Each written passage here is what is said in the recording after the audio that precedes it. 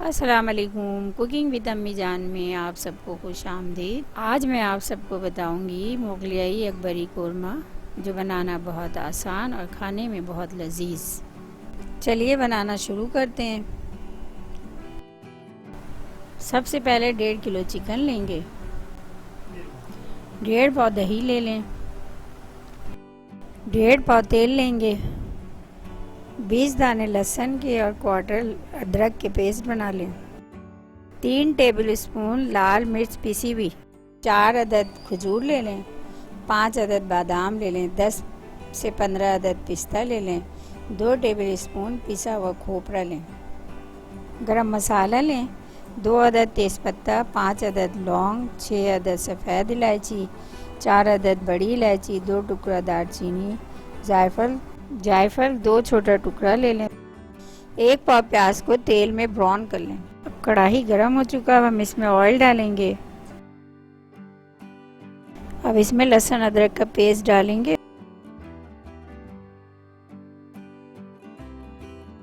अब अदरक लहसुन के पेस्ट में हम 3 टीस्पून नमक डालकर इसको थोड़ा सौते करेंगे।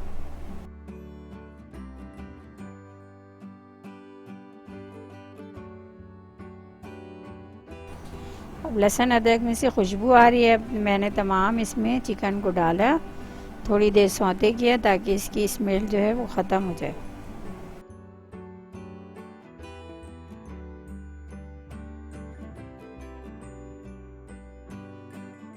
अब हम इसमें लाल मिर्च ऐड करेंगे और फिर 2 तेज़पात, 2 लौंग, दालचीनी थोड़ी थोड़ी क्वांटिटी में डालेंगे और जावित्री जायफल को अलग कर लेंगे।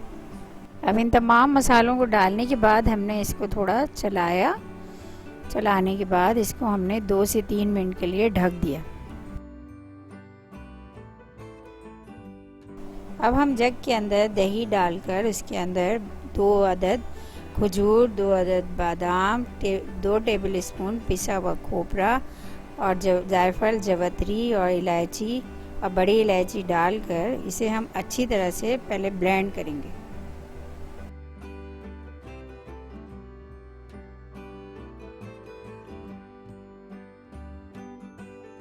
अब जब तमाम ड्राई फ्रूट और जायफल जावित्री को हमने देखा कि ये अच्छी तरह से हल हो गया, तो अब जो मैंने प्याज ब्राउन किया है उसको 5 से 10 सेकंड के लिए इसमें डालकर ब्लेंड कर लेंगे।